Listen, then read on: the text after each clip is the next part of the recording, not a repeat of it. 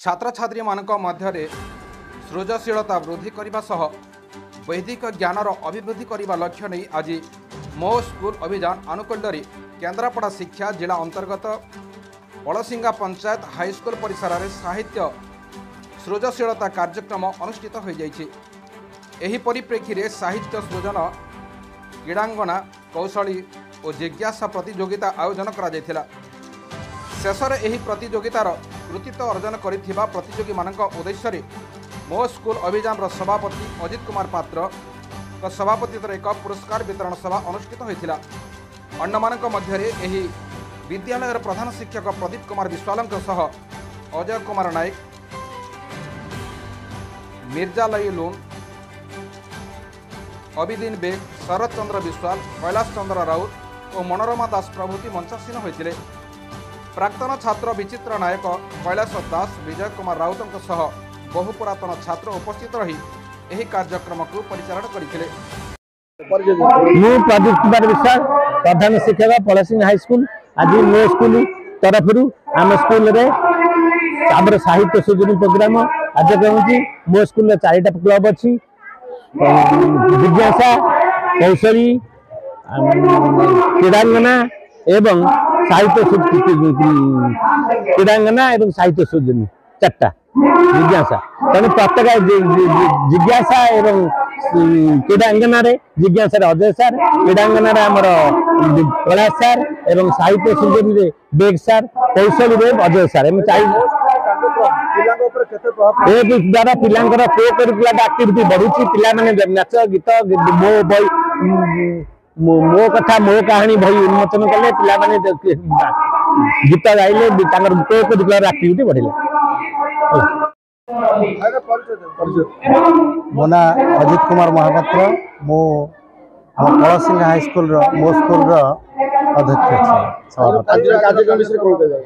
आज कार्यक्रम जोटा आमर साहित्य सृजनी तो तापाई आज पड़सिंगा हाईस्कूल रे आयोजित करा जायछि। सेतरे प्रधान शिक्षक सार एवं अन्य समस्त शिक्षक वृंद समस्ते सहयोग रे ये कार्यक्रम को आज करिसंती। ये मध्ये गवर्नमेंट रो गोटे प्रोग्राम थिला जोथरे कि समस्त छात्र छात्री माने एठारे अछंती एवं ता भितरे किछि प्रोग्राम मध्ये आयोजित होईछि जोथरे कि प्राइज वितरण प्रक्रिया रही। किछि पिला कहानी लिखिछंती, किछि पिला आपनकर चित्रांकन मध्ये करछंती, सेतरे नृत्य गीत आउ डिबेट ये सब कार्यक्रम मध्ये रही। आ भितरे साहित्य सृजनी जोटा कि आपनकर गवर्नमेंट रही मो स्कूल रो पई जो योजना एथरे एक्चुअली साहित्य पई लोक माने बा पिला माने केमती पिला दिन जानिबे साहित्य कहले जोठी आम समाजटा को समाज रे हित साधन करे से होची साहित्य।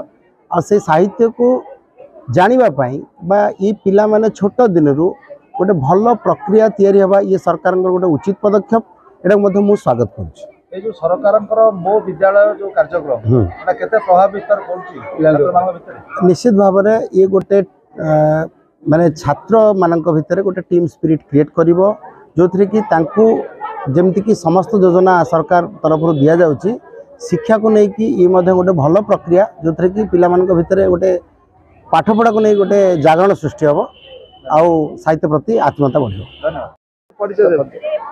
मुझे श्री शरद चंद्र विश्वाल, पड़सिंगा शिक्षा पूर्वतन शिक्षक। आज जो स्कूल परिवार तरफ जो कार्यक्रम चली पड़सिंगा स्कूल भितर कौन कहिए? ये गोटे सरकार वास्तव कार्यक्रम साहित्य सृजन कहले साधारणतः लोक मानक साहित्य तथा भाषा एवं लोक मानकर जीवन सहित संश्लिष्ट थिबा जिनस को साधारणतः आम साहित्य बोलिक कही था।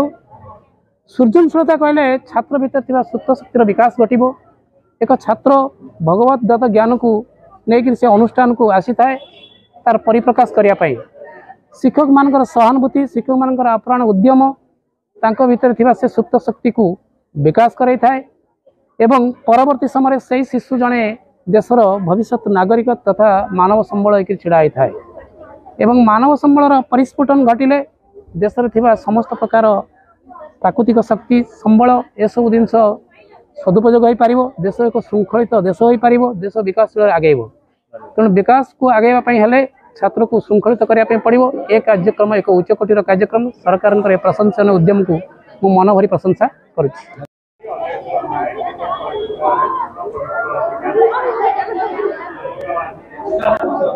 बस अवश्य ଆପଣ ସବୁ ବସ ବସ।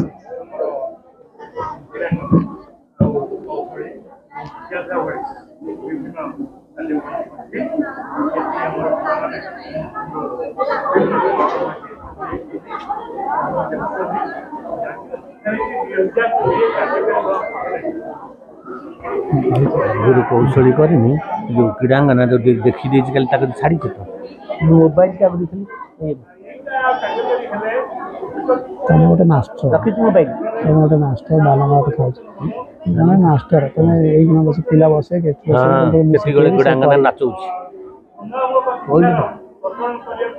कार्यक्रम जो पैसा खर्च कर करुच कर